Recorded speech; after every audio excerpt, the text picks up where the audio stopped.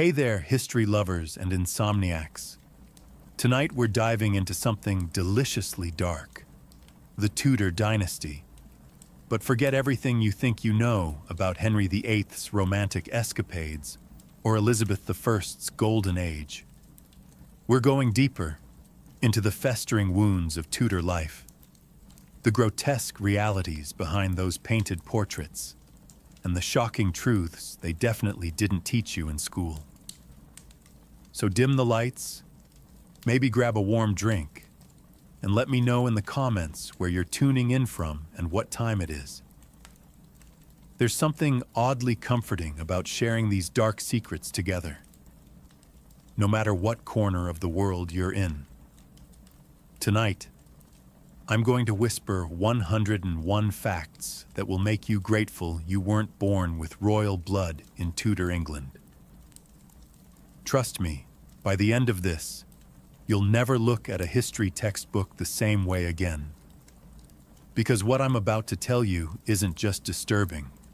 It's the kind of truth that makes you understand why they sanitized history for school children.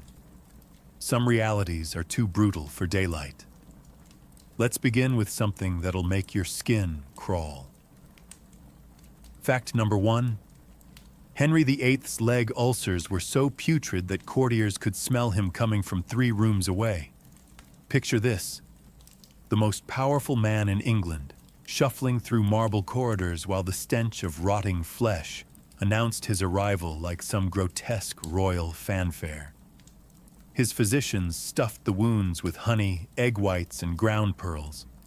Imagine the texture, the way it would ooze and congeal, creating a festering cocktail that leaked constantly through his silk stockings. Courtiers had to maintain perfect composure while their king's necrotic limbs painted yellow-green stains across priceless carpets. The smell was described as sweet corruption, like flowers rotting in summer heat mixed with the metallic tang of infected blood. Fact 2. Tudor nobility wiped themselves with torn strips of linen called tersorium. But only the wealthy could afford this luxury. Think about the economics of this for a moment. Clean cloth was so expensive that using it to wipe your ass was literally a status symbol. Everyone else used whatever was handy. Rough leaves that would scratch and tear delicate skin, handfuls of moss that harbored insects and parasites, old rags so stiff with grime they felt like sandpaper, or simply their left hand. Which is why the left hand was considered cursed, and touching someone with it could start a fight. The wealthy would have servants whose job was to prepare these linen strips, soften them, and present them on silver trays. Imagine being the person whose daily responsibility was royal toilet paper preparation. Fact 3.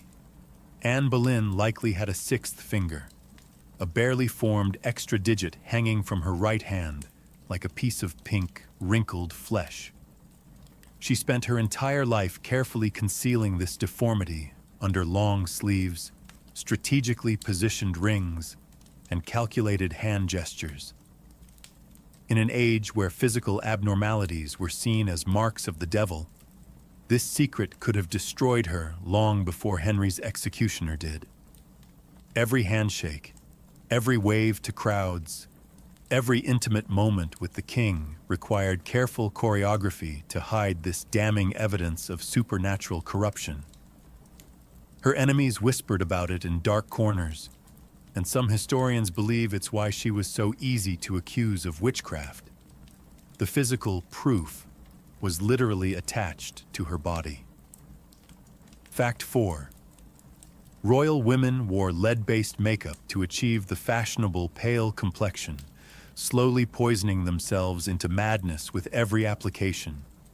The white paint contained mercury and lead oxide mixed with egg whites and sometimes ground bone meal, creating a paste that burned the skin even as it beautified it. Women would apply this toxic mixture twice daily, building up layers that cracked and flaked, revealing angry red welts underneath. The lead seeped through their pores into their bloodstream, causing hair loss that forced them to shave their heads and wear elaborate wigs. Tooth decay so severe their breath could clear a room, and neurological damage that manifested as trembling hands, slurred speech, and violent mood swings. Beauty literally killed them from the inside out, transforming their faces into painted death masks long before they actually died. Fact 5. Henry VIII's armor had to be constantly enlarged as his waist expanded from a lean 32 inches in his youth to over 50 inches of bloated flesh by his death. Imagine the humiliation of being the royal armorer, having to hammer out larger and larger metal shells to contain the king's expanding gut while pretending it was perfectly normal. By his final years, moving the king required a specially designed pulley system operated by 4 men who had to pretend they weren't essentially operating heavy machinery to transport their monarch. His coffin was so heavy, reinforced with lead to contain both his corpulent body and the smell of decay, that it cracked the stone floor of St. George's Chapel when they lowered it into place. The sound echoed through the cathedral like thunder, as if even in death, Henry's excess was too much for the earth to bear. But the royal bodies weren't the only things rotting in Tudor England. Let me tell you about what passed for basic hygiene in a world where cleanliness was not just next to godliness. It was considered medically dangerous. Fact number 6. Most Tudors bathed only twice a year, once in spring to wash off winter's accumulated grime, and once before winter to prepare for months of encasing themselves in wool and fur. But this wasn't laziness. This was medical science. They genuinely believed that too much washing opened the pores to disease, that water weakened the body's natural defenses, and that a layer of accumulated filth actually protected against illness. Imagine the buildup. Months of sweat crystallizing into white salt stains on clothing, layers of dead skin forming a protective crust, body oils going rancid and creating a personal cloud of funk that followed you everywhere. When they finally did bathe, the water would turn black within minutes, and servants had to change it multiple times to get through a single washing. Fact number 7. Instead of bathing, Tudors used dry cleaning, a process that involved servants rubbing their masters' bodies with linen cloths to absorb oils and odors without the dangerous exposure to water. Picture this intimate violation. Grown adults lying naked while servants scrubbed them down like dirty dishes, the cloths coming away brown and reeking. The wealthy had specialized servants whose entire job was to sniff these cloths and provide detailed reports on their master's cleanliness levels. Your lordship's armpit cloth suggests an excess of yellow bile, and the groin cloth indicates possible humoral imbalance. These servants developed heightened senses of smell that could detect subtle changes in their employer's health through the scent of their accumulated filth. Fact number 8. Tudor toothpaste was a gritty paste made from burnt breadcrumbs, honey, and ground-up mouse heads. Yes, entire tiny skulls crushed into powder.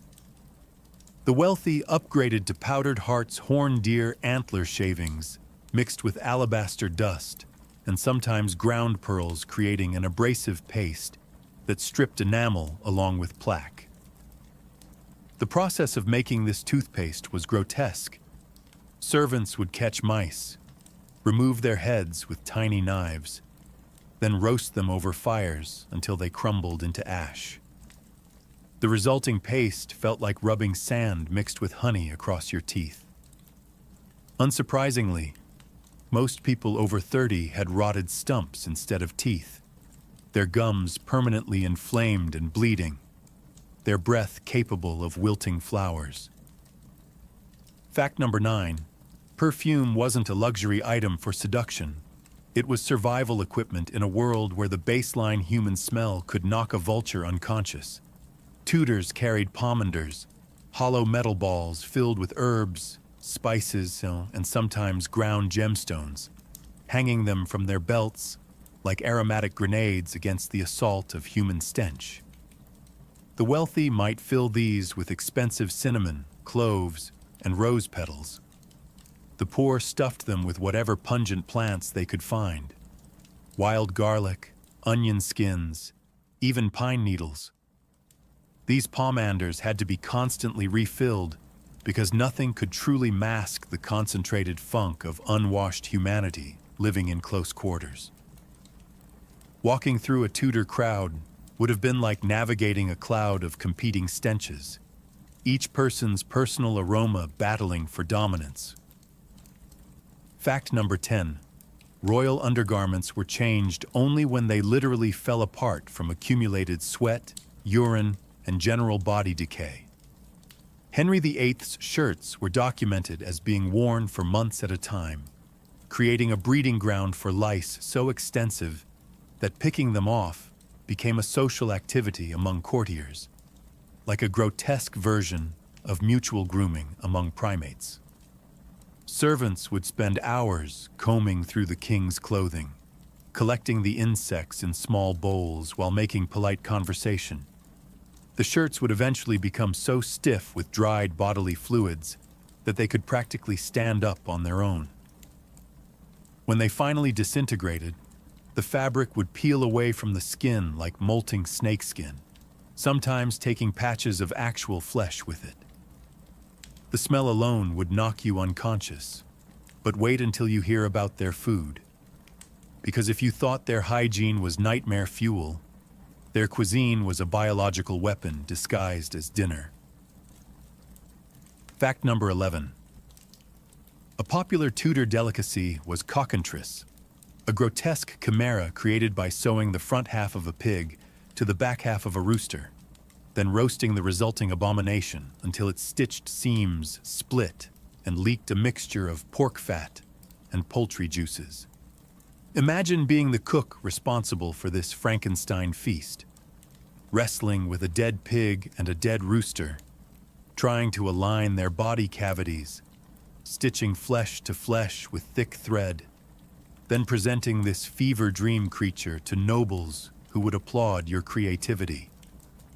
The taste was reportedly indescribable. Not quite pork, not quite chicken, but something altogether more disturbing, like eating meat from an animal that had never existed in nature's plan. Fact number 12. Tudors regularly consumed mortis, a paste made from ground-up almonds, meat scraps, and spices that looked remarkably like baby food, but contained enough bacteria to kill a modern human in hours. This wasn't fresh meat. This was whatever was left over from yesterday's feast, ground up with nuts to disguise the texture and loaded with spices to mask the taste of decomposition. The wealthy would add expensive saffron and imported pepper to their rot paste, as if price could somehow neutralize putrefaction. Servants would prepare this by hand, kneading decomposing meat with their bare fingers, the mixture squishing between their knuckles as they worked it into a smooth, spreadable paste that would be served on silver platters to unsuspecting dinner guests. Fact number 13. Royal banquets included subtleties, elaborate sculptures made from sugar, animal fat, and food coloring shaped into castles, animals, or even anatomically correct naked people. These weren't just decorative. Guests were expected to devour these artistic nightmares with their hands, tearing off sugar limbs and gnawing on candy torsos while making polite dinner conversation. Imagine being a dinner guest, forced to bite into a sugar sculpture of a naked woman while the queen watches, the food coloring staining your lips and teeth as you consume edible art that probably cost more than a peasant's annual income. The fat mixed with sugar created a texture like sweet lard, coating your mouth with a film that no amount of wine could wash away. Fact number 14. Wine was routinely improved by adding honey, exotic spices, and sometimes ground pearls or actual gold flakes, because apparently regular fermented grape juice wasn't opulent enough for Tudor palates. The wealthy also added powdered unicorn horn, actually narwhal tusk shavings imported at enormous expense, believing it would neutralize any poison and grant eternal youth. Every goblet became a chemistry experiment, with servants measuring out precise amounts of ground gemstones and metallic dust into alcohol. The result was a gritty, sickeningly sweet concoction that felt like drinking liquid jewelry. The gold flakes would stick between your teeth, and the powdered horn gave the wine a chalky aftertaste that lingered for hours. Fact number 15. Tudor bread, the foundation of every meal, was routinely bulked up with sawdust, chalk dust, and ground animal bones during lean times, and sometimes just because bakers could increase their profit margins. Professional bakers would add alum, a chemical compound used in leather tanning, to make old flour appear fresh and white, slowly poisoning their customers with every loaf.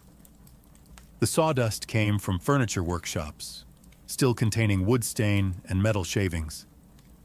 The chalk was often mixed with ground limestone that hadn't been properly cleaned, adding grit that would wear down teeth with every bite. Eating bread became a crunchy experience, your jaw working against foreign particles that had no business in food. Fact number 16. Trenchers, plates made from stale bread, served as both dishware and dessert in the most disgusting dinner arrangement imaginable.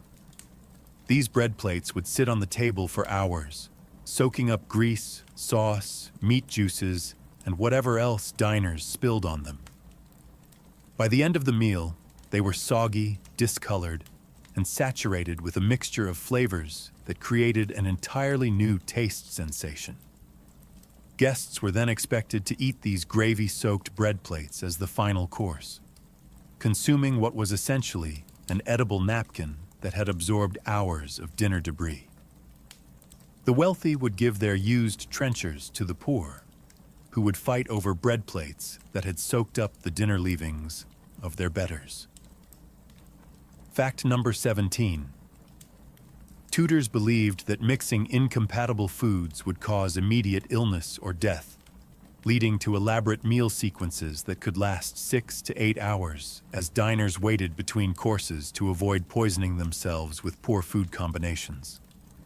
Fruit with meat was considered potentially lethal, so dessert couldn't be served until hours after the main course. Cold foods couldn't follow hot foods without a waiting period. Wine and cheese required different waiting periods than wine and meat. Dinner guests would sit for most of the day, making conversation while their stomachs growled, waiting for the proper time intervals to pass before they could safely consume the next course without risking humoral imbalance or instant death. And speaking of poison, let's talk about Tudor medicine, where the cure was almost always worse than the disease, and survival was more about luck than medical expertise. Fact number 18. Tudor physicians diagnosed illness by examining their patients' urine color, smell, and taste. Yes, doctors would actually sip their patients' piss to determine their medical condition. They had elaborate charts showing different urine colors and what each shade meant. Dark yellow indicated fever, red suggested internal bleeding, cloudy meant infection, and sweet-tasting urine meant diabetes. Imagine being a physician, spending your days swirling patient urine in glass flasks, holding it up to the light like fine wine, then taking a careful sip while maintaining a professional expression. They would swish it around their mouths, analyzing the flavor profile of human waste, while the patient watched anxiously for their medical verdict. Fact number 19. The primary cure for headaches was trepanation, drilling holes directly into the patient's skull with a hand-cranked auger while they remained fully conscious throughout the procedure. The theory was that headaches were caused by evil spirits or excess pressure in the brain, so creating holes would allow the demons to escape or the pressure to release. Patients would be strapped to tables while surgeons positioned metal drill bits against their temples and began the slow, grinding process of boring through bone. The sound was described as similar to a carpenter's workshop, but with screaming.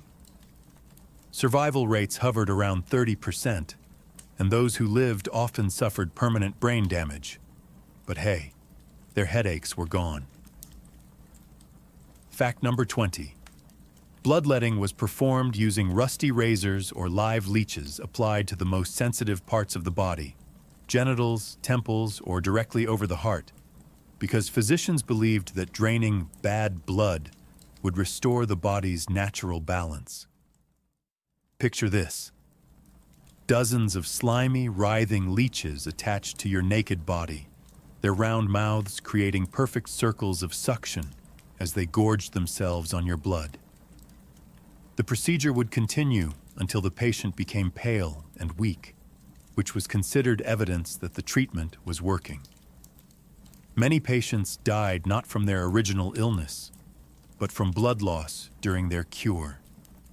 The leeches would swell to the size of small sausages before dropping off, leaving behind wounds that often became infected. Fact number 21. Tudor dentistry was essentially medieval torture disguised as medical care. The standard procedure for removing rotten teeth involved tying strong rope around the tooth, attaching the other end to a horse, then having the animal gallop away at full speed, hopefully taking the tooth with it and leaving the patient's jaw intact. There was no anesthesia beyond perhaps a stick to bite down on, or a strong belt of alcohol. The force often shattered jawbones, ripped out healthy teeth along with the rotten ones, or tore away chunks of gum tissue. Patients would be left bloody, toothless, and often unable to eat solid food for weeks, while their mangled mouths slowly healed. Fact number 22. Syphilis treatment involved sealing patients inside mercury vapor chambers, essentially poison gas torture chambers disguised as medical therapy. Patients would sit naked in wooden boxes while mercury was heated below them, filling the confined space with toxic vapor that they were forced to breathe for hours. The mercury poisoning caused their teeth to fall out, their hair to fall out in clumps, their hands to shake uncontrollably, and their speech to become slurred and garbled. Physicians claimed these symptoms proved the treatment was working, that the mercury was drawing the disease out of the body. Most patients died from mercury poisoning rather than syphilis, but doctors considered this a medical success because the disease technically no longer existed in the corpse. Fact number 23. Childbirth was attended by wise women, unlicensed midwives who would stick their unwashed hands deep inside laboring mothers to manually turn the baby if the birth wasn't progressing quickly enough. These women would dig around inside the birth canal with fingernails caked with dirt and feces, trying to grab slippery infant limbs and twist them into better positions. Infection rates were so astronomical that giving birth was statistically more dangerous than going to war. The lucky women who survived often developed permanent internal damage, chronic pain, or fistulas that leaked bodily fluids for the rest of their lives. Fact number 24. Mental illness was treated by chaining patients in basement dungeons and feeding them nothing but bread and water until they either recovered their sanity or died from starvation, whichever came first. The wealthy might receive the upgraded treatment of being beaten with blessed sticks by priests, because physical violence sanctified by the church was considered therapeutically superior to simple neglect.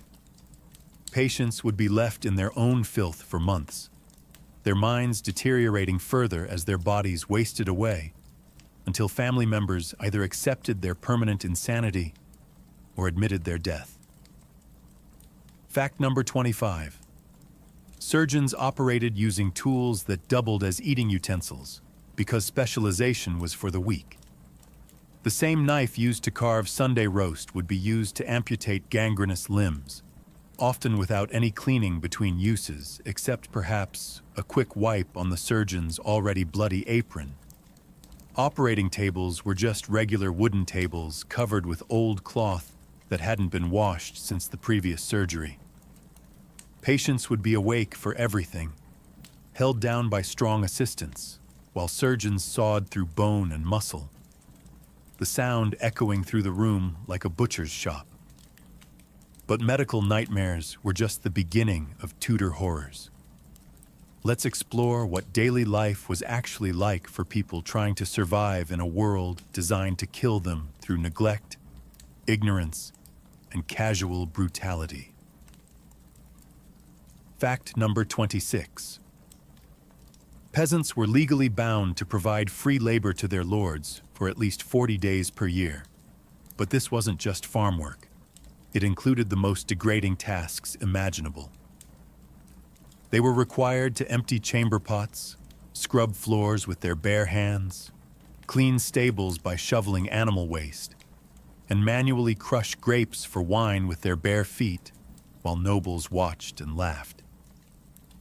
During grape crushing season, peasants would stand in giant vats for hours, the fruit juice mixing with their sweat and whatever fungal infections were growing between their toes, creating wine that tasted of human feet and desperation. Fact number 27. Tudor windows weren't made of glass. They were covered with oiled cloth or thin animal membranes that provided about as much protection from the elements as tissue paper. In winter, these windows would freeze solid, coating the inside of homes with ice that wouldn't melt until spring.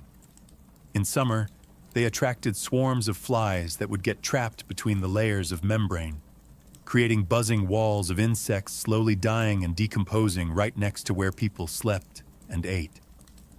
The smell of rotting flies mixed with animal membrane created a unique stench that marked every Tudor home. Fact number 28. Privacy was a concept that simply didn't exist in Tudor society.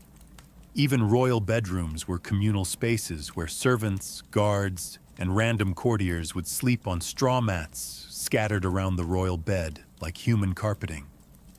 Every snore, cough, fart, or intimate conversation was public knowledge. Imagine trying to have sex while a dozen people pretended to sleep 3 feet away, or attempting to use a chamber pot while knowing that everyone around you was listening to every sound. Royal couples had to maintain dignity while everyone knew exactly how often they had intercourse, whether the queen was menstruating, and what their bodily functions sounded like. Fact number 29.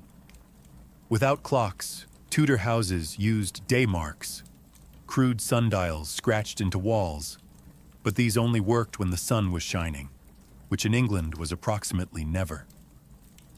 Families would stumble through their daily routines based on vague shadows and internal biological rhythms, never quite sure what time it was or whether they were late for important obligations. Meals happened when people got hungry enough. Work ended when it was too dark to see, and sleep began when exhaustion finally overtook the discomfort of sleeping on straw infested with insects and rodents. Fact number 30. Floors were covered with rushes, dried grasses, and herbs that were supposed to provide cushioning and pleasant scents, but actually created a living ecosystem of decomposition. These rushes trapped food scraps that attracted rats, absorbed vomit and urine that soaked into the underlying dirt floor, and harbored insects that would bite people while they slept. The rushes were changed only a few times per year, meaning families lived on a carpet of rotting organic matter that crunched underfoot and released clouds of dust and decay with every step. Fact number 31. Tudor clothing was so expensive that even the wealthy couldn't afford to wash it properly, so they simply threw away garments when they became too filthy to wear in public. These discarded clothes, stiff with dried sweat and stained with months of wear, were sold to the poor who would continue wearing them until they literally disintegrated into rags. Lower-class people might wear the same shirt for years, the fabric gradually breaking down and mixing with their skin until it was difficult to tell where the clothing ended and the person began. Fact number 32. Sleep was a communal activity managed in shifts because leaving your home unguarded meant returning to find it empty of everything valuable. Families would rotate sleeping schedules, with some members staying awake to guard against thieves, hungry rats that might bite sleeping children, or fires that could spread rapidly through thatched roofs. A full night's uninterrupted sleep was such a luxury that wealthy people would hire professional guards just so they could sleep through the night without worrying about being robbed or murdered in their beds. Now let's dive into the truly disturbing world of Tudor relationships, where romance was dead on arrival and marriage was just legalized human trafficking. Fact number 33. Child marriage wasn't just legal, it was the preferred method of securing political alliances and property transfers. Girls as young as 7 could be betrothed in elaborate ceremonies that were essentially legal documents, disguised as celebrations. These marriages would be consummated when the bride reached 12, regardless of her physical or emotional readiness. Picture a 12-year-old girl being prepared for her wedding night by older women who would explain what was about to happen to her while she trembled in terror. These weren't love stories. They were business transactions sealed with children's bodies, their consent irrelevant because children were considered property rather than people. Fact number 34. Divorce was virtually impossible under Tudor law, which led to a thriving industry in wife murder disguised as legal justice. Henry VIII didn't just perfect this method, he turned it into an art form, making it easier and more socially acceptable to execute a wife for adultery than to go through the complex legal process of annulment. Wealthy husbands would plant evidence of infidelity, pay witnesses to lie under oath, or simply fabricate entire affairs to justify sending their wives to the executioner's block. The message was clear. Marriage was a life sentence for women, but men could always find a way out if they were willing to commit murder. Fact number 35. Wedding night bed sheets were inspected by family members from both sides of the marriage to verify the bride's virginity and confirm that the marriage had been properly consummated. These inspections weren't discreet. They involved groups of relatives examining blood-stained linens like detectives investigating a crime scene. The sheets would then be displayed publicly as proof that the bride had been pure and the marriage was legitimate. If there wasn't enough blood, the bride's family might be accused of fraud, and the marriage could be annulled. Imagine being a new bride, knowing that your most intimate moment would be scrutinized by strangers and used as evidence in potential legal proceedings. Fact number 36. Tudor contraception was a horrifying combination of ignorance and desperation that often caused more damage than unwanted pregnancy. Women would insert honey, crocodile dung, imported at enormous expense, or acidic wine into their vaginas before intercourse, believing these substances would prevent conception. The honey attracted insects and caused yeast infections. The crocodile dung carried parasites and bacteria that caused serious internal infections. The acidic wine caused severe chemical burns to delicate tissue.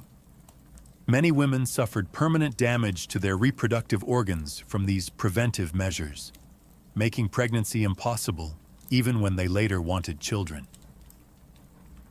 Fact number 37. Childbirth was so dangerous that pregnant women were required to write their wills and receive last rites from a priest before going into labor, because there was a roughly 50% chance they wouldn't survive the experience. These weren't just statistical precautions. They were accepted reality. Women would spend their final months of pregnancy arranging for the care of their existing children and distributing their possessions, because everyone understood that giving birth might be the last thing they ever did. Labor could last for days without medical intervention, and women often died from blood loss, infection, or exhaustion, while their families waited helplessly outside. Fact number 38. Infidelity was punished through elaborate public humiliation rituals designed to destroy the woman's reputation and social standing permanently.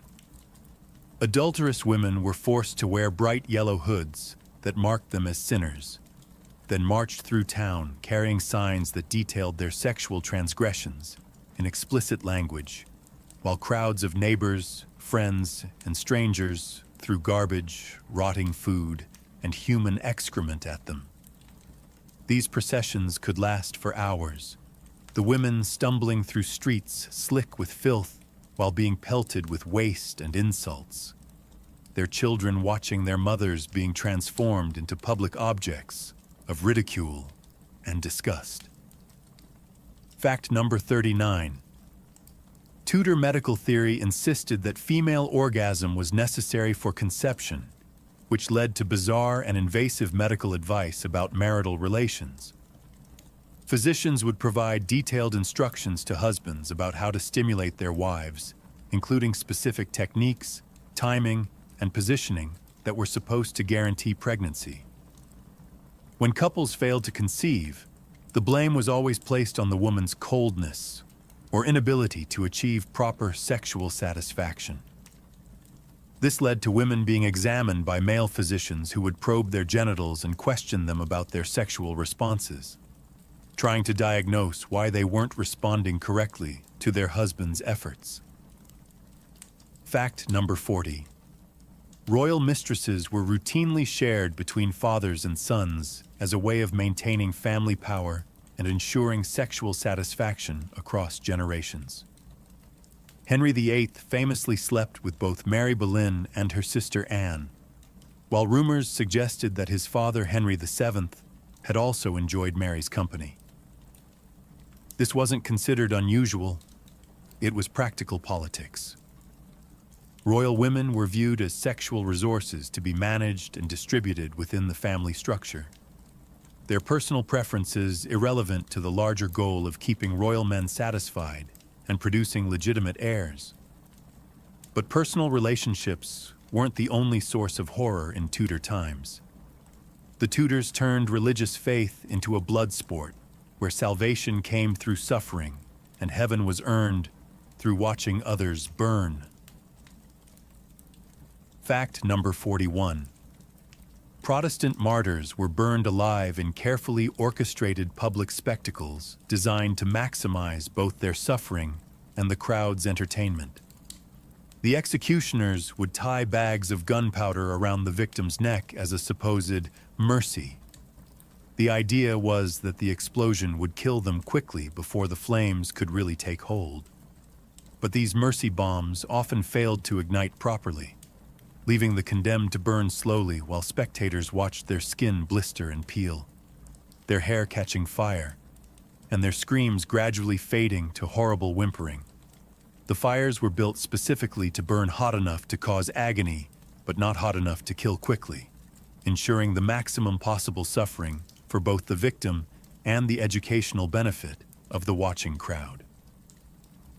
Fact number 42. Catholic priests were tortured using a device called the scavenger's daughter, a metal contraption that compressed the human body into an increasingly smaller space until bones began to crack and blood poured from the nose, mouth, and ears. The goal wasn't to kill them quickly, but to extract confessions of treason while they remained conscious enough to sign legal documents. Priests would be folded into these devices like human origami, their bodies compressed until their ribs cracked against their spines and their joints dislocated from the pressure. The torture could continue for hours. The victim's broken body squeezed smaller and smaller, while interrogators demanded admissions of guilt between the sounds of snapping bones. Fact number 43. During religious purges, artwork was systematically defaced in ways that revealed the deep psychological terror of the time. Protestants would carefully destroy only the eyes in paintings and sculptures of Catholic saints, believing that blinding these images would prevent them from watching over and protecting the faithful.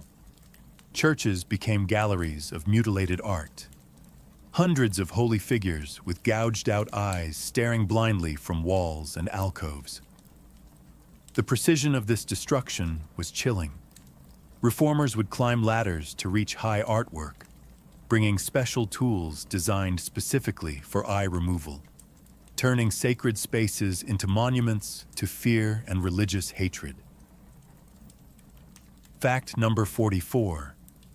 Heretics condemned to death had their tongues pierced with red-hot iron spikes before their execution to prevent them from recanting their confessions, speaking out against the church, or crying out for mercy during their final moments. This wasn't just about silencing them. It was about ensuring that their deaths served as perfect propaganda, with no possibility of last-minute reversals that might undermine the religious message. The tongue piercing was performed publicly, the smell of burning flesh and the victim's muffled screams serving as a preview of the agony to come. Even in their final moments, heretics weren't allowed the dignity of their own voices. Fact number 45. During the English Reformation, monastery libraries containing thousands of irreplaceable manuscripts were burned in massive bonfires, while the monks who had spent their lives creating and preserving these works were forced to watch. These weren't just books. They were centuries of accumulated human knowledge, artistic achievement, and spiritual contemplation going up in smoke. Monks would be lined up at gunpoint, tears streaming down their faces as they watched illuminated manuscripts they had spent decades creating curl and blacken in the flames. After the burning, they were expelled into a world that no longer wanted them, their life's work reduced to ash, and their communities scattered like refugees. Fact number 46. Religious fasting wasn't a personal choice. It was enforced by government officials who would conduct surprise inspections of homes during Lent to ensure no one was secretly eating forbidden foods. Getting caught with meat during the prescribed fasting periods could result in public flogging with leather whips, fines equivalent to a year's wages, or imprisonment in stocks in the town square where crowds would pelt violators with rotting food and human waste. Neighbors were encouraged to report each other for religious violations, creating a surveillance state where even family members might betray each other to prove their own piety. Fact number 47. Church attendance was monitored by appointed officials who kept detailed records of who attended services and who was suspiciously absent. Missing 3 consecutive Sunday services could result in accusations of heresy, which carried an automatic death sentence. These attendance monitors would sit in church with ledgers, checking off names and noting who seemed insufficiently enthusiastic during prayers. They would also report on people who appeared to be going through the motions without genuine faith, leading to investigations into the sincerity of people's religious beliefs. Faith became a performance where appearing bored during a sermon could literally get you killed. The Tudors turned faith into a blood sport, where the price of salvation was watching your neighbors burn, but their creativity in inflicting suffering didn't stop at religious persecution. Fact number 48. The Tower of London featured a torture chamber called Little Ease, a cell precisely designed to be too small for any human to stand up, sit down, or lie flat in any comfortable position. Prisoners were forced into this space for months at a time, their bodies gradually contorting into permanent deformities as their muscles atrophied and their joints locked into unnatural positions. The psychological torture was as devastating as the physical damage. Inmates would emerge with their spines curved, their legs unable to straighten, and their minds shattered from months of constant pain. The cell was built with mathematical precision to ensure maximum discomfort without allowing the mercy of unconsciousness. Fact number 49. The execution method known as drawing and quartering was carefully choreographed to extract maximum suffering while keeping the victim conscious for as long as possible. The condemned person would first be hanged by the neck, but only until they were nearly dead, not quite enough to lose consciousness, but enough to cause terror and partial suffocation. Then, while still breathing, they would be cut down and immediately disemboweled, their intestines pulled out of their body while they watched. Next came castration, performed slowly with dull blades while the victim screamed.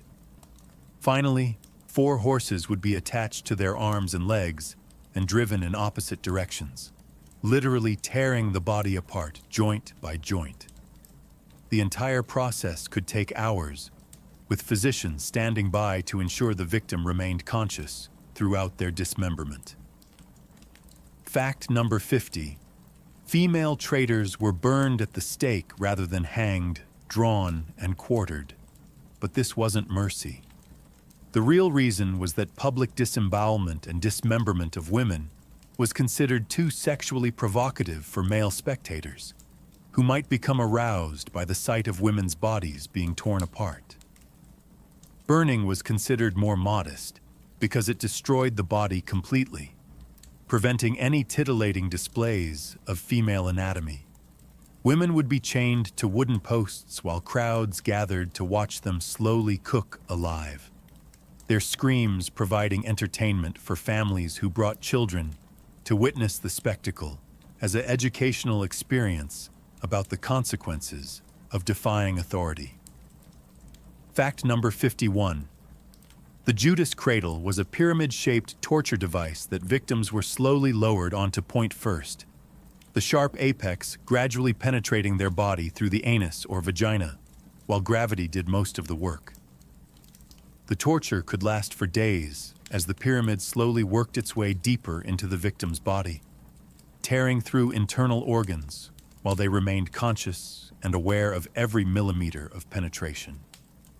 Weights could be added to their legs to speed up the process, or removed to prolong the agony. The device was positioned over a pit so that blood and other bodily fluids could drain away, allowing the torture to continue for as long as the victim's body could endure the gradual impalement. Fact number 52. Tudor executioners were often incompetent drunks who treated their job like performance art, sometimes requiring multiple attempts to complete a simple beheading. Anne Boleyn's executioner had to be specially imported from France because English headsmen were notorious for their sloppy technique. It wasn't uncommon for executions to require 5, 6, or even 11 separate blows to fully separate head from body. Crowds would count the strikes like spectators at a sporting event, cheering when the executioner finally succeeded and booing when he missed his mark. Some executioners would deliberately botch the first few attempts to build suspense and demonstrate their power over life and death. Fact number 53. The heads of executed traitors were processed like meat in a grotesque preservation ritual that turned human skulls into public decorations. After execution, the heads would be boiled in large pots with salt and cumin until the flesh separated from the bone, then dipped in tar to preserve them for long-term display. These tarred heads would be mounted on spikes along London Bridge, creating a gallery of death that greeted everyone entering the city.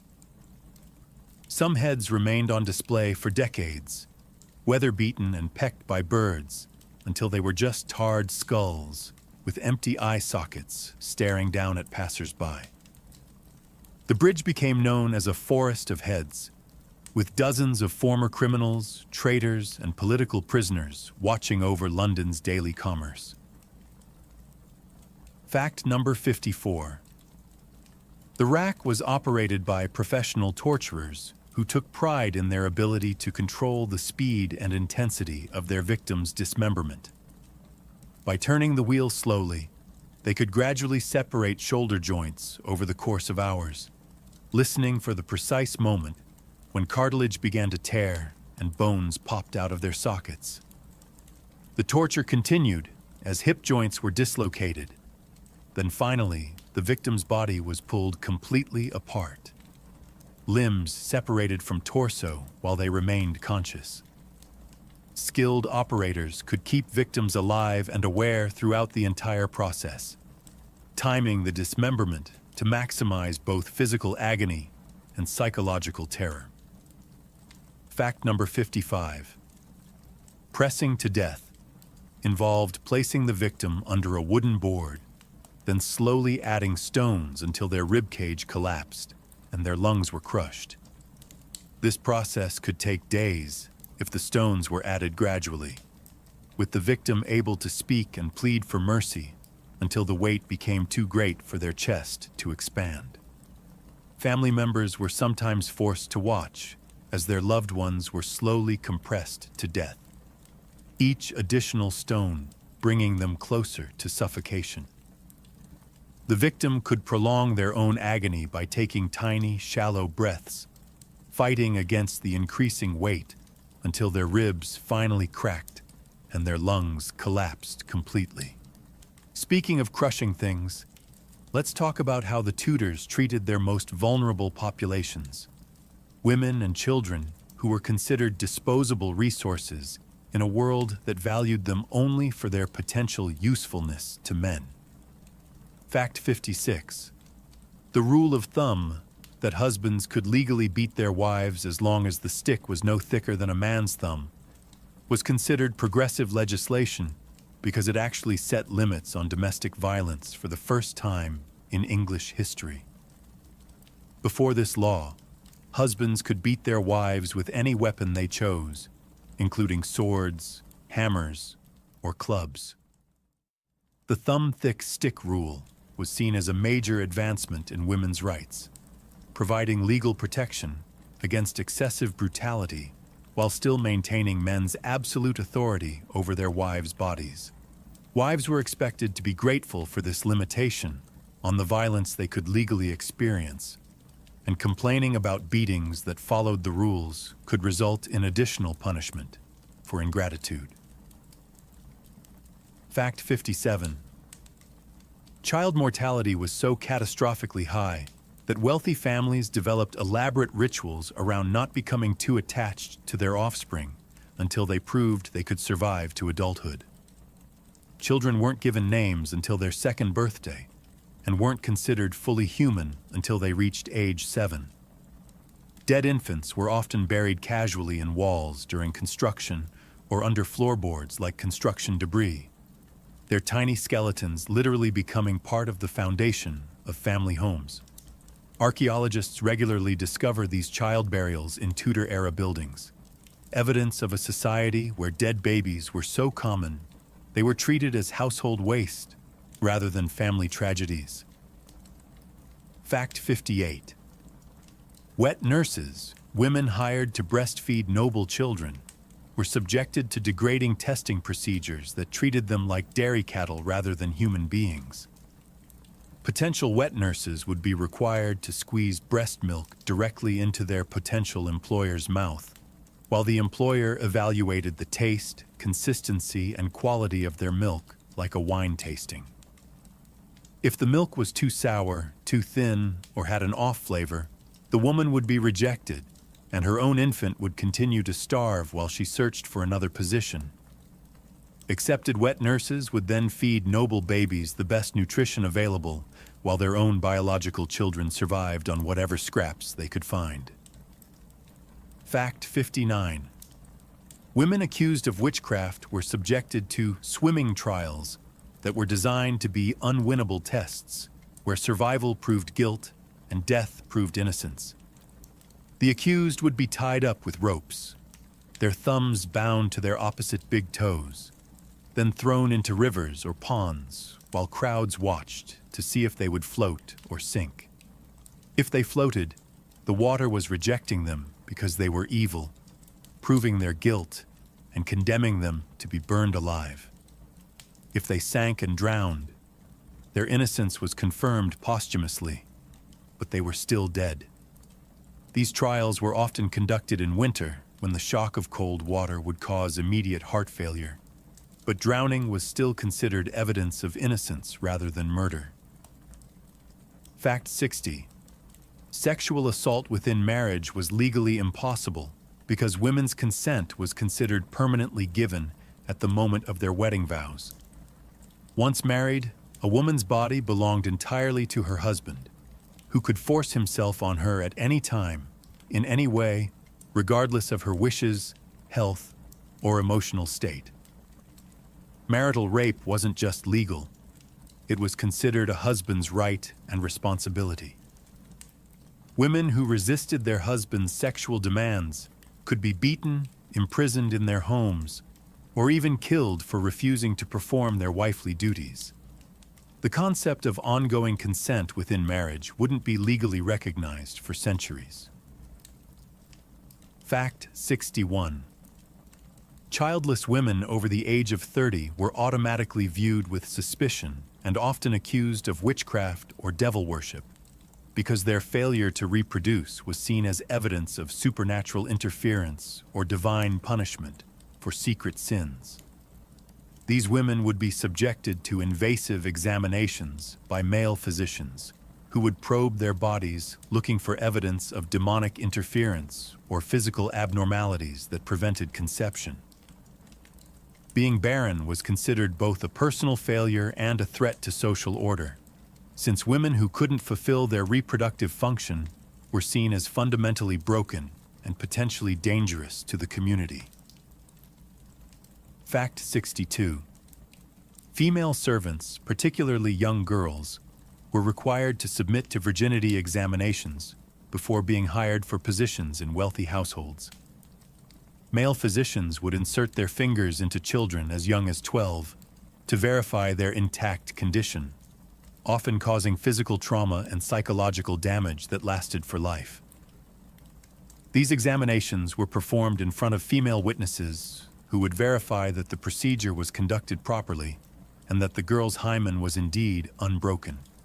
Girls who failed these tests were considered unemployable and often forced into prostitution, while those who passed lived in constant fear of being re-examined if their behavior was considered suspicious. Fact 63. When pregnant women died, their bodies were immediately cut open in emergency cesarean procedures, regardless of whether the baby had any chance of survival, because unbaptized children were considered damned to hell for eternity. These desperate surgeries were performed on kitchen tables with whatever sharp instruments were available, usually carving knives or swords rather than medical tools. The goal wasn't to save the baby's life, but to extract it quickly enough to perform an emergency baptism before it died, ensuring its soul could reach heaven even if its body was doomed. Most of these babies died within minutes, but their brief baptisms were considered spiritual victories worth the desecration of their mothers' corpses. The Tudors' systematic cruelty toward women and children was matched only by their talent for making every aspect of daily life as miserable as possible, including the supposedly refined world of court life. Fact 64. Tudor courtiers routinely urinated in corners, behind tapestries, and in fireplaces because leaving the royal presence to use proper toilet facilities was considered an insult to the monarch that could result in banishment or execution. The Palace of Whitehall employed teams of specialized servants whose only job was following courtiers around with mops and buckets, cleaning up puddles of noble piss, while pretending not to notice the constant stream of urine flowing from behind expensive wall hangings. The smell of accumulated human waste mixed with perfume created a unique court fragrance that foreign ambassadors described as overwhelming and nauseating. Fact 65. Dancing at Tudor court was a contact sport that regularly resulted in serious injuries and occasional deaths. Fashionable shoes had smooth leather soles with no grip whatsoever, while women's ball gowns could weigh up to 60 pounds when fully decorated with jewels, gold thread, and elaborate embroidery. Dancers would slip and fall constantly, their heavy dresses dragging them down and often causing them to break ankles, ribs, or wrists as they crashed to marble floors. But stopping to help an injured dancer was considered bad form, so the music would continue while unconscious noblewomen lay bleeding on the dance floor until the song ended and servants could discreetly remove them. Fact 66. Courtiers were required to wear multiple layers of clothing even during summer heat waves, because changing clothes or removing layers in public was considered a grave insult to royal dignity. Nobles would wear the same elaborate outfits for weeks at a time, the inner layers gradually rotting against their skin from trapped sweat, body oils, and general decomposition. The wealthy would hire servants to help them apply perfume and powder to the outside of their clothes to mask the stench of decay. But underneath their glamorous exteriors, their skin would be raw and infected from constant contact with rotting fabric. Fact 67. Henry VIII's court painters were given specific instructions to beautify even the most horrific scenes, including public executions and torture sessions. Royal portraits of beheadings would show heads being cleanly severed by a single blade stroke with minimal blood, when the reality involved multiple failed attempts, fountains of gore, and victims taking several minutes to actually die. These sanitized artistic versions were displayed in royal chambers as decorative art, turning brutal murder into elegant interior design that guests would admire while sipping wine and discussing the weather. Fact 68. Court musicians were regularly commanded to play during executions, their job being to mask the sounds of screaming and create a festive atmosphere around public murder. The same lutes, drums, and flutes used for wedding celebrations and birthday parties would provide musical accompaniment for people being burned alive, dismembered, or slowly tortured to death. Musicians had to maintain perfect rhythm and cheerful melodies while watching human beings die horribly just a few feet away, creating a surreal soundtrack of death disguised as entertainment. Fact 69. Royal banquet entertainment included bringing live animals into dining halls to be killed and butchered while guests watched and ate their previous courses. Swans, peacocks, and deer would be driven into rooms full of nobles, then slaughtered with swords and knives while their blood ran across elaborately carved tables and soaked into expensive carpets. Guests were expected to continue their conversations and finish their meals while animals died screaming around them, their death throes providing dinner theater for the wealthy elite who found violence amusing enough to serve as mealtime entertainment. Fact 70.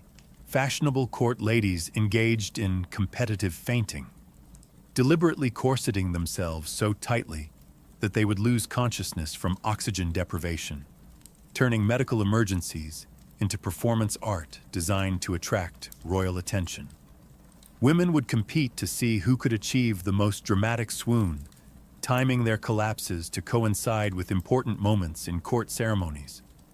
They would practice falling gracefully to avoid injury, while ensuring their unconscious poses were aesthetically pleasing and sexually suggestive. Fainting became so popular that court physicians were kept busy reviving unconscious noblewomen who had suffocated themselves for fashion.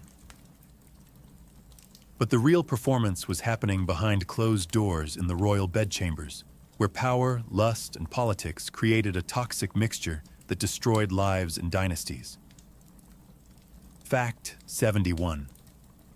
Henry VIII's erectile dysfunction in his later years was such a closely guarded state secret that his physicians developed an elaborate system of mechanical devices, aphrodisiac treatments, and carefully scheduled multiple mistresses working in coordinated shifts to help the king achieve and maintain arousal.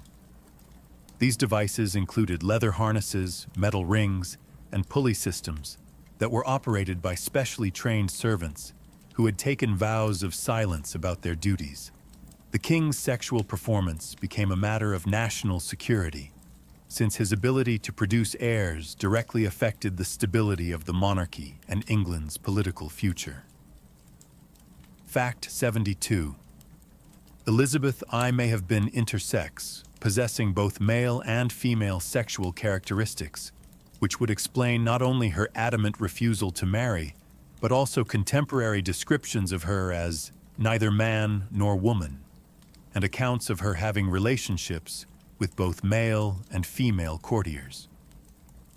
Foreign ambassadors reported unusual physical characteristics that they described in coded diplomatic language, and her physician's private notes, discovered centuries later, contain references to anatomical peculiarities that were considered too sensitive to document explicitly, even in confidential medical records. Fact 73.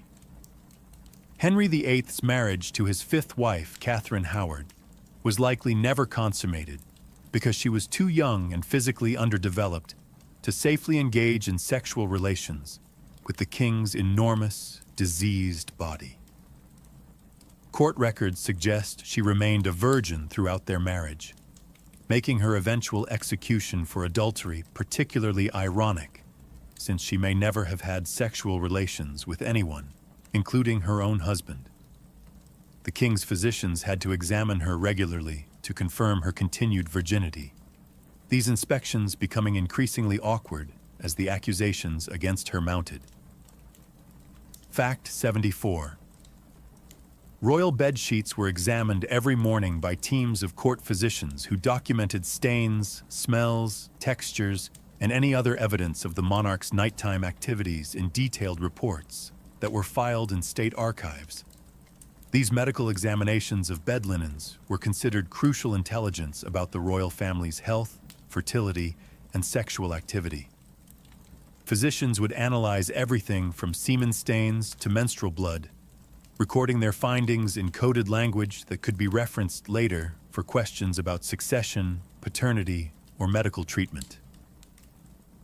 Fact 75.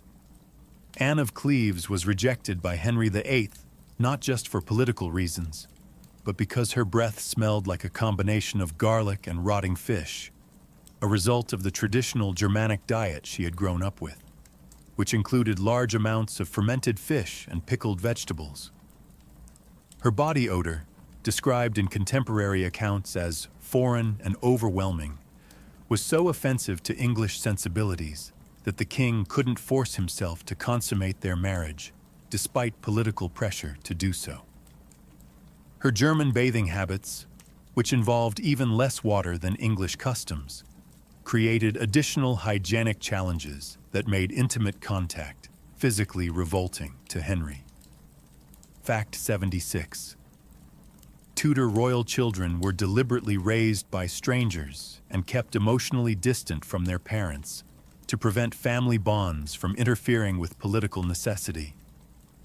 If a royal child needed to be married off to a foreign power, executed for treason, or simply eliminated as a threat to succession, emotional attachment would only complicate these decisions. Royal parents were trained to view their children as political assets rather than human beings, making it easier to sacrifice them when circumstances required it. Fact 77. Royal mistresses were required to submit to invasive medical examinations every month to ensure they weren't pregnant with bastard children who might threaten the legitimate succession. These exams were performed by male physicians in front of female witnesses who would verify that the procedures were conducted properly and that no pregnancies were being concealed. Mistresses who became pregnant anyway were often quietly murdered or sent to remote convents where they would disappear forever. Their children either killed at birth or raised in secrecy as potential pawns in future political games. The sexual politics were twisted enough to make a psychiatrist weep, but the actual politics were even worse. A deadly game where the prize was power, and the penalty for losing was usually a very public, very painful death. Fact 78. Courtiers spent hours each day practicing their facial expressions in mirrors, training themselves to avoid accidentally displaying emotions that might be interpreted as treasonous by paranoid monarchs or their spies. A poorly timed smile during news of a military defeat, a frown during a royal announcement, or even a moment of visible boredom during a ceremony could result in accusations of plotting against the crown. Professional courtiers developed poker faces that revealed nothing, their features frozen in expressions of bland approval regardless of what horrors they were witnessing or what thoughts were going through their minds. Fact 79.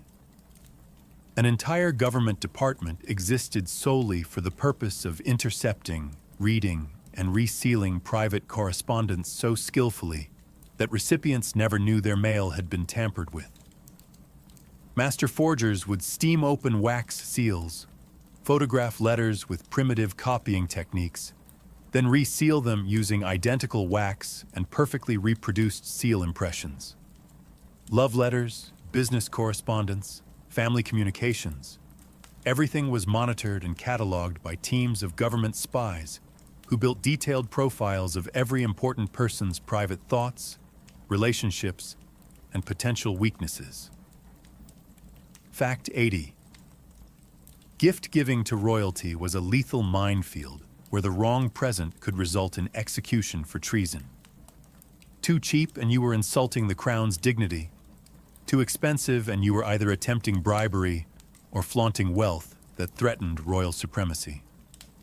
The gifts had to be exactly valuable enough to show proper respect without suggesting that you had money to burn or political ambitions. Many nobles spent months consulting experts and precedents before selecting gifts, and some were still executed simply because their presents were interpreted as having hidden meanings or subversive messages. Fact 81. Tudor spies used invisible ink made from human urine, lemon juice, or breast milk to send secret messages that could only be revealed by heating the paper over candles. These covert communications were often arranged during secret meetings held in plague houses, brothels, or leper colonies, places where government officials would be too disgusted or terrified to search. Spies would risk infection and social contamination to exchange information, their invisible messages revealing plots, betrayals, and political intelligence that could topple governments or save lives. Fact 82. Succession law was so deliberately complex and contradictory that simply discussing who might inherit the throne was considered treason punishable by death. Even speculating about royal pregnancies, the health of potential heirs, or the theoretical consequences of royal deaths could result in immediate arrest and imprisonment in the Tower of London. Nobles had to pretend that questions of succession never occurred to them, even though these questions determined their own political survival and the future of their families. Fact 83. Court positions were hereditary, creating dynasties of servants whose families had been changing the same royal bedsheets, emptying the same chamber pots, and dressing the same royal bodies for generations. These servant families knew intimate details about royal health, behavior, and scandals that could destroy dynasties, but they were bound by oaths of silence that extended to their children and grandchildren. Some families spent centuries keeping royal secrets, their loyalty bought with threats against their bloodlines and promises of continued employment. Fact 84. Royal food tasters didn't just sample dishes. They were required to eat full portions of everything and wait an hour before the monarch would touch any food. Many tasters died from accumulated poison exposure over the years, their deaths serving as early warning systems for assassination attempts. The position had such a high mortality rate that it was often given to condemned criminals as an alternative to immediate execution, offering them the chance to die slowly from poisoning rather than quickly from hanging. And if court intrigue didn't kill you, the Tudor legal system certainly would. A judicial nightmare where guilt was assumed, innocence was impossible to prove, and death was the preferred solution to most legal problems. Fact 85. Theft of anything worth more than 12 pence was automatically punishable by death, and since a loaf of bread cost 4 pence, stealing 3 loaves could result in execution. Children as young as 8 were regularly hanged for petty theft, their small bodies dangling from adult-sized gallows while crowds cheered and parents brought their other children to watch as an educational experience about the consequences of crime. The law made no distinctions for age, desperation, or circumstances. Theft was theft, and theft meant death. Fact 86. Benefit of clergy was a legal loophole that allowed anyone who could read to escape execution for their first serious offense, leading to a thriving industry in criminals memorizing Bible verses to recite in court. Psalm 51 became known as the neck verse, because being able to recite it could literally save your neck from the hangman's noose. Criminals would pay scribes to teach them this single passage, learning it phonetically even if they couldn't read, then perform it in court like actors auditioning for their lives. Fact 87. Trial by combat remained legally valid throughout the Tudor period, allowing accused criminals to demand the right to fight their accusers to the death, with the understanding that God would ensure the innocent party would win. Women, children, and elderly defendants could hire professional champions to fight on their behalf, leading to a mercenary industry of warriors who made their living fighting legal duels. These combats were public spectacles where justice was determined by sword skill rather than evidence, and spectators would bet on the outcomes like sporting events. Fact 88. Sanctuary laws meant that criminals could claim protection by touching church altars, but they had to remain inside the church for the rest of their lives or face immediate execution upon leaving. Churches became permanent prisons for fugitives who would live, eat, and sleep in sanctuaries for decades rather than face justice outside. Many chose slow starvation over quick execution, turning churches into combination homeless shelters and jails where desperate people gradually wasted away while priests pretended not to notice the smell of dying criminals in their sacred spaces. Fact 89. Judges determined guilt or innocence by examining defendants' facial expressions and body language during testimony, with nervous sweating, rapid blinking, or failure to maintain proper eye contact being considered definitive evidence of lying. Trials became psychological torture sessions, where innocent people were convicted based purely on their anxiety about being falsely accused. Defendants who appeared too calm were suspected of being dangerously cold-blooded, while those who showed emotion were obviously guilty of something. Fact 90. Criminal trials averaged 15 minutes from start to finish, with no defense attorneys, no right to remain silent, and no presumption of innocence. Defendants were expected to prove their innocence rather than having guilt proven against them. An impossible task, given that they had no legal training, no representation, and no access to evidence. Most trials ended with guilty verdicts regardless of the facts, since the legal system was designed to process criminals quickly, rather than determine actual guilt or innocence. The legal system was designed to feed the execution industry, but the social customs surrounding daily life were even more bizarre than the official brutality. Fact 91. Tudors believed that looking directly at a pregnant woman could cause spontaneous miscarriage, so expectant mothers were required to wear thick veils over their faces and avoid eye contact with strangers for the entire duration of their pregnancies.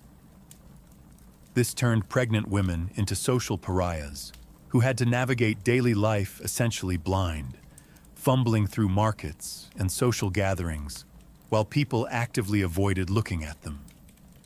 Many women spent their pregnancies in near total isolation, imprisoned in their homes to protect other people from the dangerous effects of their condition. Fact 92. Sneezing was considered evidence that the soul was trying to escape from the body, requiring immediate intervention to prevent demonic possession. When someone sneezed, everyone within hearing distance was obligated to immediately say, "God bless you," and make the sign of the cross to prevent the devil from stealing the temporarily displaced soul and replacing it with evil spirits. Failing to bless a sneeze was considered a form of spiritual negligence that could damn the sneezer to hell through your carelessness. Fact 93. Red hair was universally associated with witchcraft, sexual deviance, and demonic influence, making redheads social outcasts who faced constant suspicion and persecution. Elizabeth I wore elaborate wigs and used makeup to disguise her natural auburn hair, while red-haired children were often abandoned by their families or sold to traveling circuses as curiosities. Many redheads dyed their hair with dangerous chemicals or wore head coverings for their entire lives to avoid being accused of supernatural corruption. Fact 94. Tudors believed that wearing the right shoe on the left foot or the left shoe on the right foot would cause immediate lameness, blindness, or death, making the simple act of getting dressed a potentially lethal challenge. People would spend significant time each morning carefully checking their footwear to avoid accidentally cursing themselves through improper shoe placement. Servants whose job was to dress their masters could be executed if they made footwear mistakes that were believed to cause injury or illness. Fact 95. Mirrors were considered dangerous magical objects that trapped human souls in their reflective surfaces, requiring elaborate precautions to prevent spiritual theft. Wealthy households covered all mirrors with thick cloth when not in use, and breaking a mirror required immediate religious purification rituals, including confession, prayer, and sometimes physical penance to prevent 7 years of demonic possession. Many people went their entire lives without ever seeing their own reflection, considering vanity less dangerous than soul theft. Fact 96. Laughter was strictly regulated by social class, with peasants forbidden from laughing loudly or enthusiastically in the presence of nobility, and certain types of humor being legally restricted to prevent inappropriate joy that might indicate dangerous satisfaction with life. Authorities believed that too much happiness among the lower classes could lead to rebellion, so public laughter was monitored and controlled. People could be fined or imprisoned for displaying excessive merriment that suggested they weren't sufficiently miserable about their station in life. Fact 97. Tudors believed that having sexual relations during thunderstorms would result in children being born with supernatural powers, physical deformities, or demonic possession, leading to carefully enforced abstinence during bad weather. Couples were expected to track weather patterns and avoid intimacy whenever storms threatened, resulting in predictable patterns in birth rates that corresponded to seasonal weather. This belief was so widespread that many marriages included specific clauses about weather-related sexual restrictions in their wedding contracts. And finally, let's end with the most disturbing truths about how Tudor life typically ended, with disease, violence, and the kind of suffering that makes modern medical problems seem like minor inconveniences. Fact 98. The sweating sickness could kill within hours, causing victims to literally sweat themselves to death in a process so rapid and horrifying that families would sometimes find multiple dead relatives in the morning who had been healthy the night before. The disease would appear suddenly, causing massive fever and fluid loss that would dehydrate victims so completely that their bodies would mummify while they were still alive. Entire villages could be wiped out overnight, leaving behind empty houses filled with desiccated corpses that looked like they had been dead for months rather than hours. Fact 99. When plague struck a household, the entire family would be sealed alive inside their home, with the sick and dying, red crosses painted on their doors to warn others away, while guards prevented anyone from leaving. Entire families would die together in these improvised tombs, their bodies decomposing together until the houses became so toxic that they had to be burned down with the corpses still inside. Neighborhoods would become graveyards of empty, blackened foundations where whole families had been cremated in their own homes. Fact 100. Tudor wills often included detailed instructions for posthumous revenge against enemies, with the deceased paying for professional cursors to place hexes on their rivals, arranging for debts to be called in immediately after their death to financially destroy their enemies, or leaving property to their enemies' servants to encourage betrayal and household destruction. Death was just another opportunity for political warfare, with corpses reaching from beyond the grave to continue fighting battles they had started while alive. Fact 101. The most disturbing fact of all. Despite the constant brutality, disease, filth, and omnipresent threat of violent death, most Tudors considered their lives completely normal and couldn't imagine any alternatives. They had no concept of better possibilities because misery, pain, and early death were simply the human condition as they understood it. They lived, suffered, and died, believing that their horrible existence was exactly what God intended, that pain was natural, that cruelty was justice, and that anyone who suggested life could be different was either insane or dangerously heretical. So there you have it, 101 facts that reveal the Tudor dynasty not as a golden age of Renaissance glory and romantic intrigue, but as a centuries-long horror show where survival itself was an act of rebellion against a world specifically designed to destroy you through neglect, ignorance, and systematic cruelty. These weren't just different times with different values. These were times when human life had so little value that cruelty became the primary form of entertainment, when power was measured entirely by the ability to inflict suffering on others, and when the only real difference between royalty and peasantry was the quality of the instruments used to torture them. The next time you see a Tudor-era painting of noble lords and ladies in their elegant finery, posing gracefully in their jeweled gowns and embroidered doublets, remember what's hidden beneath those beautiful surfaces. Bodies crawling with parasites and rotting from lead poisoning. Minds twisted by constant fear and systematic violence. Hearts hardened by a world that demanded brutality as the basic price of survival. The Tudors didn't just rule England. They perfected the art of human misery and called it civilization. They took every natural human need, food, shelter, love, safety, dignity, and found ways to weaponize it, turning basic survival into a form of torture that lasted from birth until death.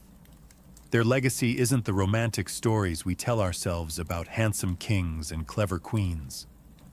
Their legacy is the proof that humans can create systems so perfectly designed to cause suffering that even the people inflicting it don't realize they're living in hell. Sweet dreams, everyone. And maybe, just maybe, say a quiet thank you that you were born in an age where royal blood doesn't come with quite so many parasites, where medicine involves more healing than torture, and where your biggest hygiene problem is probably forgetting to floss, rather than wondering whether your teeth will fall out from lead poisoning. Until next time, keep questioning everything they taught you in school. The real stories are always darker, stranger, and more human than the sanitized versions we're fed. History isn't a fairy tale. It's a horror story with better costumes. Pleasant nightmares.